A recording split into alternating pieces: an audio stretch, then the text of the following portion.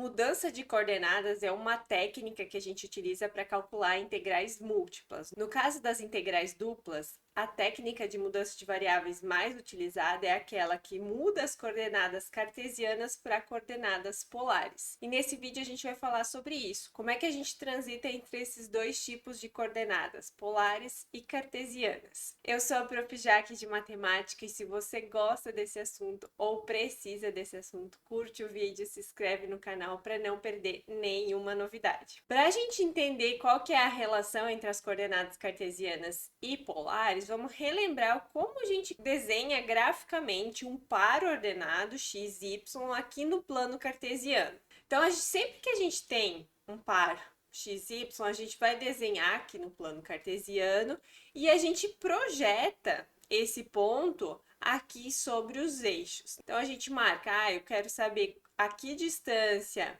esse ponto está aqui do zero no eixo x, traça uma reta paralela ao eixo y, e aí a mesma coisa a gente faz aqui no y, a gente vê em que valor que é esse y, traça uma reta que é paralela ao eixo x, onde essas duas retas se encontram, a gente tem um ponto, então, x, y. Quando a gente quer falar de coordenadas cartesianas, a gente não vai mais pegar essas projeções do ponto sobre esses eixos, a gente vai olhar outras relações, mas a gente também vai construir duas novas variáveis, que é o r e o θ, que a gente já conhece ali de coordenadas polares. O r, ele vai marcar a distância desse ponto xy até aqui o zero. Então, a gente tem essa reta aqui que marca essa distância. E quando eu faço essa reta, eu também formo um ângulo aqui com o eixo x. E esse ângulo é o que a gente chama de θ. E agora a gente relaciona, então, o que é cartesiano, que é esse xy, com o que é polar, que é esse r e θ. As primeiras relações que a gente constrói são utilizando as relações do triângulo retângulo, trigonometria aqui do triângulo retângulo. Então, aqui eu tenho um triângulo retângulo, tenho um ângulo aqui θ, então tenho o cateto adjacente, tenho o cateto oposto e tenho a hipotenusa. E aí a gente consegue tirar algumas relações. A gente sabe que o cosseno de θ, ele é o cateto adjacente dividido pela hipotenusa. No caso aqui, o nosso cateto adjacente é essa parte aqui, esse comprimento do zero até o x. Então, o cateto adjacente ele vai medir x. E a hipotenusa é o nosso raio, a nossa distância entre o ponto xy até a origem. Se a gente olhar agora para esse cateto oposto, a gente sabe que o cateto oposto dividido pela hipotenusa é igual ao seno. A medida do cateto oposto é igual a y, porque essa distância é a mesma que essa aqui. E a nossa hipotenusa é R. Então, eu consegui relacionar aqui o θ e o R com o x e o θ e o R com o y. Posso isolar o y e o x nessas duas equações e fico com x igual a R cosseno θ e y igual a R seno θ. E essas duas relações aqui a gente usa muito quando vai fazer a mudança de variável ali em integrais duplas. E agora a gente vai olhar o que isso é graficamente, como que a gente pode interpretar isso graficamente. Aqui eu tenho um plano cartesiano, então a gente tem o eixo x, a gente tem o eixo y, e aí eu marco esse ponto A. E a gente percebe que acontece a projeção. A projeta aqui na distância 2 do x e projeta na distância 1 do y. Se a gente quiser escrever esse plano agora como um plano de coordenadas polares, a gente vai ter não retas paralelas ali aos eixos, mas círculos. Então, cada círculo ele vai ter um raio diferente. Esse primeiro círculo aqui tem raio 1, o outro vai ter 2, mas claro que são infinitos círculos ali, depende do raio, da distância que o ponto está da origem. Aqui a gente também acaba fazendo mais no 1, no 2, em alguns intermediários, mas sempre que eu marcar um ponto que tem um valor quebrado, eu também posso traçar, projetar isso sobre os eixos. Mas aqui a gente não projeta, a gente olha o raio dessa circunferência que esse ponto está marcado e qual é o ângulo que ele faz com esse eixo X. E aí, esse ponto A, em coordenadas cartesianas, a gente sabe que é o ponto 2 e 1.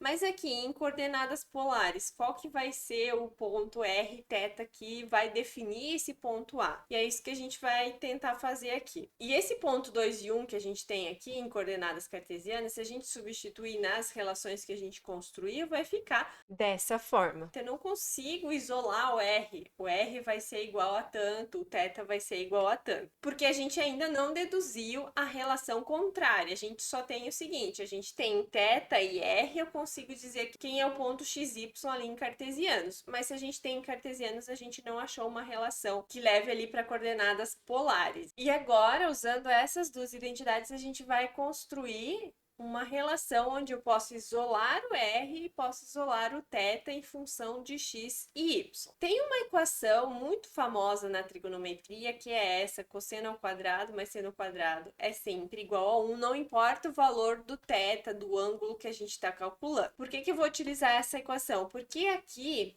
tanto no x quanto no y, eu tenho o cosseno e o seno. Então, eu vou tentar relacionar através de algo que eu já conheça. Aqui também tem um R nos dois termos, então eu vou fazer aparecer aqui na minha equação esse R. Como o cosseno aqui está ao quadrado e o seno também, eu vou multiplicar toda a equação por R quadrado e a gente fica com essa expressão. Lembrando agora das propriedades de potenciação, que a gente tem multiplicação de duas potências cujo expoente é igual, a gente pode multiplicar as bases e manter o expoente. A gente transforma esse R quadrado, cosseno ao quadrado, como um R vezes cosseno, tudo isso ao quadrado. A mesma coisa aqui para o seno. 1 vezes R quadrado é R quadrado. E aí a gente pode perceber que esse R cosseno de θ é o nosso X e o R seno de θ é o nosso Y. E a gente transforma essa equação que dependia de cossenos e senos nessa aqui que depende de x e y e está relacionando aqui com o R. E eu consegui eliminar o θ para eu ter uma definição para o R que só dependa de x e de y. Para a gente isolar, né, para a gente ter o R, a gente vai passar esse 2 como raiz, vai ficar R igual a mais ou menos raiz de x quadrado mais y ao quadrado, só que como a gente está medindo sempre distância, o R não tem como ser negativo, então eu só coloquei o termo positivo. E se a gente não quiser usar essa relação trigonométrica, pode lembrar lá de geometria analítica que a distância de um ponto até a origem também é dada por essa fórmula. São duas formas diferentes para chegar na mesma expressão aqui para a definição do R. Então a gente já tem essa informação, agora a gente quer relacionar o θ com algo que dependa de x e y. Uma relação que a gente pode levar de novo aqui, que vai ajudar a gente a simplificar o R, é o seguinte: se a gente dividir o y pelo x, a gente vai conseguir simplificar esse R com esse R e a gente vai conseguir transformar esse seno sobre cosseno como tangente de θ, ficando apenas com um θ, para a gente poder isolar esse θ. E para isolar esse θ, agora eu passo a tangente como arco tangente ou tangente inversa, e essa é a definição de θ. A relação que a gente vai mais utilizar é essa aqui, ou aquela outra onde a gente tem R quadrado igual a x quadrado mais y quadrado. Essa aqui não é tão utilizada, mas é bem importante a gente saber que dá para fazer isso. Então, voltando para o nosso problema, se eu tenho um ponto 2 e 1 em coordenadas cartesianas e a gente quer transformar em polar, a gente pode usar agora essas duas relações. O x vai ser 2 e o y é 1, então a gente já constrói que o raio, né, a distância desse ponto até a origem é 5, ou o raio da circunferência que a gente está analisando é raiz de 5. E o θ vai ser arco tangente de meio, que é aproximadamente 29,5 graus. E agora pensando em integral, como a gente já falou que coordenadas polares sempre está muito associado com circunferência, com círculos, a gente vai analisar algumas regiões circulares que podem aparecer e quais são as limitações que a gente vai utilizar. Os problemas eles podem ser dados basicamente de duas formas. Ou o enunciado vai trazer uma limitação já para a nossa região de integração,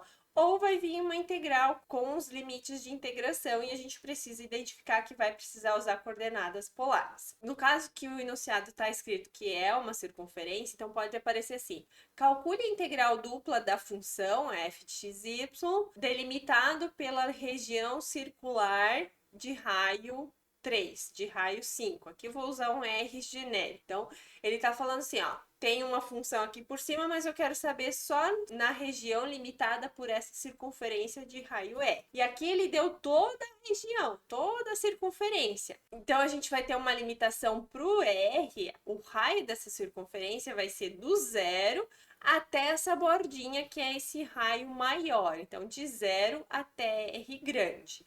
E como a gente tem uma circunferência completa, a gente vai limitar o nosso θ de 0 a 2π. O que a gente fazia em coordenadas cartesianas? Vamos pensar no caso retangular. A gente dava uma limitação para o x através de um intervalo e para o y também. Depois a gente viu que podia limitar através de variáveis também, mas isso é um outro detalhe. Aqui também pode acontecer isso, mas vamos pensar nos casos como se fosse a situação mais simples, onde a gente só tem a região circular, limitando o R e o θ por constantes. Então, eu sei que nesse caso, se eu quero mudar para coordenadas polares, eu vou usar essa limitação para o R e para o θ, se a região de integração é toda essa circunferência. Vamos ver mais alguns exemplos para ficar mais claro isso. Se eu quero agora só metade da circunferência, o problema vai dizer, eu só quero o cálculo da integral dupla numa metade de uma circunferência. Então, a gente vai olhar se essa circunferência está nessa forma, o raio vai continuar sendo limitado de 0 a R, mesmo que não tenha aqui, porque é sempre essa distância aqui. O que vai mudar é o valor de θ. O θ ele não vai ser toda a circunferência, ele vai ser só de 0 até π, que é a metade da circunferência.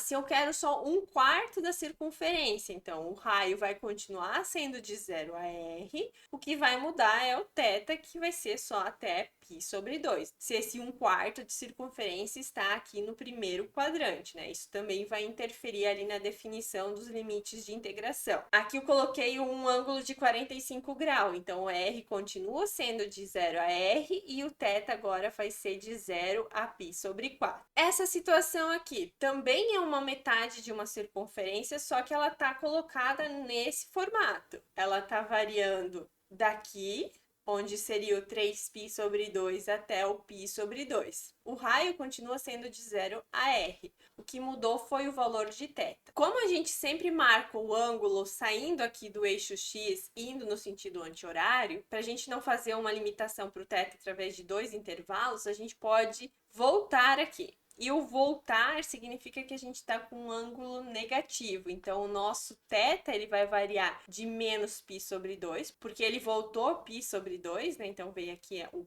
3π/2, que seria esse ângulo aqui de baixo, é equivalente a menos π/2. Então, temos essa limitação aqui para o θ que a gente vai jogar lá na integral. Agora, se a gente tem essa meia circunferência assim, então a gente vai fazer... O R continua sendo igual, né?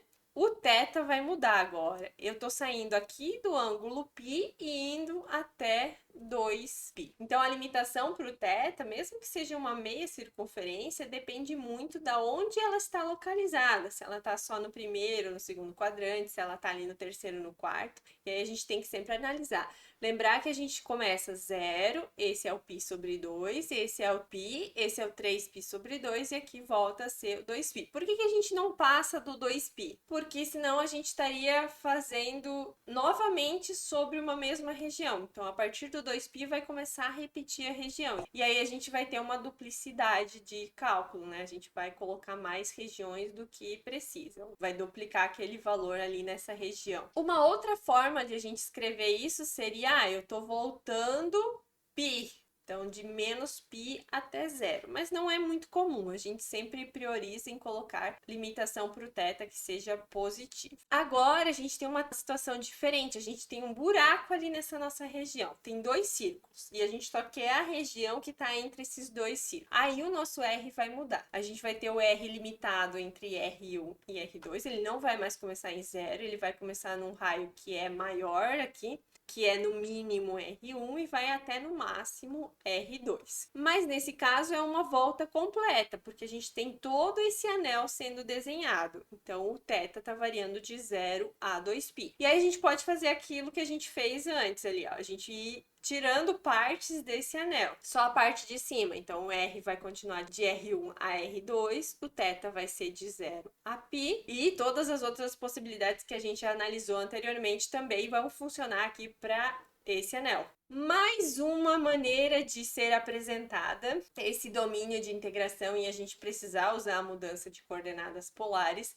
que é dessa forma aqui, onde a gente não está escrito ali no enunciado, a região é circular. Mas essa forma de a gente montar essa integral vai dizer implicitamente ali que é uma circunferência e a gente precisa usar a mudança de coordenadas polares. Primeira coisa, sempre que a gente fala de circunferência, a gente vai ter uma equação x² mais y² igual a um r², que aqui eu vou usar 4 para colocar como referência o que está aqui no nosso enunciado. Eu tenho aqui primeiro uma integral em y e depois uma integral em x. E aí o meu limite de integração aqui do y depende desse x. Então eu vou olhar para essa equação, que é a equação de uma circunferência, e isolar esse y. Passo o x² aqui para o outro lado, vai ficar 4 menos x², e depois eu passo esse 2 como uma raiz. Então fica y igual a mais ou menos raiz de 4 menos x², que é exatamente esses dois termos que estão aqui. Então apareceu raiz quadrada nesse formato, você está falando de uma região que é circular, e provavelmente você vai ter que usar coordenadas polares para resolver. Nesse caso aqui, qual que vai ser a região circular que a gente está falando para a gente poder fazer a mudança de coordenada, né? E fazer a limitação ali para R e para θ.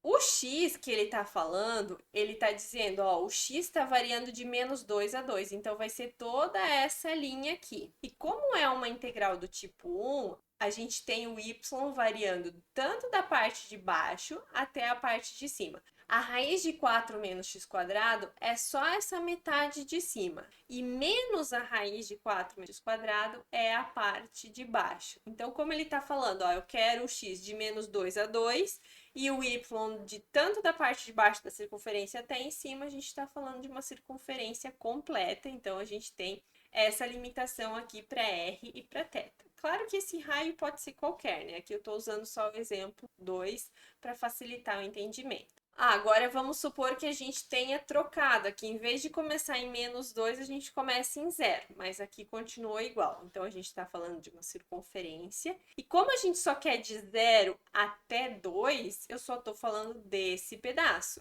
Mas a minha limitação aqui para o y está indo tanto da parte de baixo da circunferência quanto da parte de cima. Então eu só tirei aquele pedaço da circunferência que ia ali para o x menor que 0, né? De 0 a menos 2 eu tive que tirar porque eu tenho uma limitação um pouco menor aqui para o x. Então, a gente tem aqui para r θ essa limitação de 0 a 2 e de menos π sobre 2 até π sobre 2, que é aquela mesma análise que a gente fez ali anteriormente. Essa outra situação, agora quem eu mudei foi o y, eu tirei aquele menos raiz e coloquei 0. Então, eu estou falando que o x está variando de menos 2 a 2, mas o y agora ele só varia de 0 até a parte de cima da circunferência. Então, para isso, as coordenadas polares que a gente vai utilizar vão ser, o raio vai ser de novo de 0 a 2, e o θ vai ser de 0, porque agora o ângulo que a gente vai fazer é de 0 até π. Mais uma situação onde a gente tira esses dois aqui, o intervalo onde o x está definido é de 0 a 2 e o y de 0 até a parte de cima daquela circunferência. Então, a gente vai ter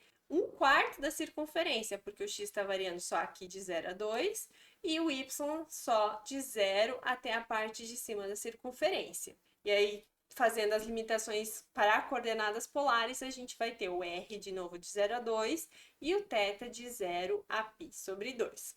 Um outro exemplo, né? Não quer dizer que eu sempre vou mudar o limite inferior, eu posso mudar aqui o limite superior também. Nesse caso, a gente está falando agora do lado esquerdo aqui do eixo y, a meia circunferência, né? Porque a gente está falando de menos 2 a 0, mas o y está variando tanto da parte de baixo até a parte de cima ali da nossa circunferência.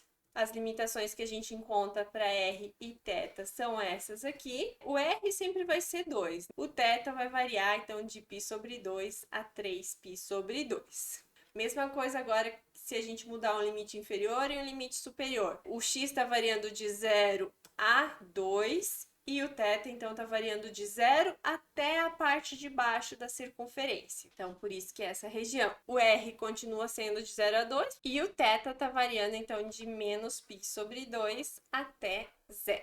Esses casos todos que eu coloquei aqui são casos de integrais do tipo 1. Mas se a gente tiver uma integral do tipo 2, o que vai mudar? Agora a limitação que depende da variável vai ser em relação a x, e a gente pode fazer o mesmo processo, né? Em vez de isolar o y, a gente isola o x. E faz as mesmas análises. Então, aqui, por exemplo, nesse caso que eu tenho tanto de menos 2 a 2, só que agora eu estou falando dessa região aqui. O y está variando de menos 2 a 2, e o x ele está variando da circunferência que forma aqui do lado esquerdo até a circunferência que forma aqui do lado direito. A do lado esquerdo é o negativo, então menos raiz de 4 menos y quadrado, e a do lado direito é a raiz positiva, né? Raiz de 4 menos y quadrado. Agora a gente vai comparar esses dois lados e a gente vai ter a setinha indicando isso, né? O x está variando entre esses dois lados aqui da nossa circunferência. Aqui, então, o raio continua sendo 2, de 0 a 2, e o θ de 0 a 2π. E, por exemplo, se a gente mudar algum limite, aqui nesse caso eu mudei o limite superior do y, a gente vai variar só de 0 a 2, eu estou falando desse intervalo aqui, de 0 até menos 2, e o x continua variando da circunferência do lado esquerdo até a circunferência do lado direito, formando, né, essa meia circunferência. E aqui a gente já viu anteriormente, né, que o θ então varia de π até 2. Mais uma última situação onde a gente muda aqui o valor do limite inferior do x, então a gente vai falar que a gente está variando o y de menos 2 até 2, só que o x está variando então de 0 até aqui a limitação circular à direita. Então a meia circunferência aparece só aqui no lado direito do y. A limitação que a gente encontra é de 0 a 2, de menos π sobre 2 até π sobre 2. E assim a gente finaliza esse vídeo falando dessas limitações, dessas mudanças de variáveis, né, de coordenadas cartesianas para coordenadas polares. É um processo que a gente vai precisar fazer muito quando a gente estiver calculando as integrais duplas. E todas essas possibilidades de regiões que eu mostrei para vocês vão acontecer com frequência, mas não são todas as possíveis. Existem outras. Existem, inclusive, limitações que a gente pode fazer para R e para θ que não são só constantes, como a gente fez nesses exemplos, e que precisam de uma análise mais aprofundada. Mas espero muito que esse vídeo tenha te ajudado a entender melhor como é que funcionam essas coordenadas polares. E se você gostou do vídeo, curte, se inscreve no canal e te desejo muito sucesso nos seus estudos e até o próximo vídeo.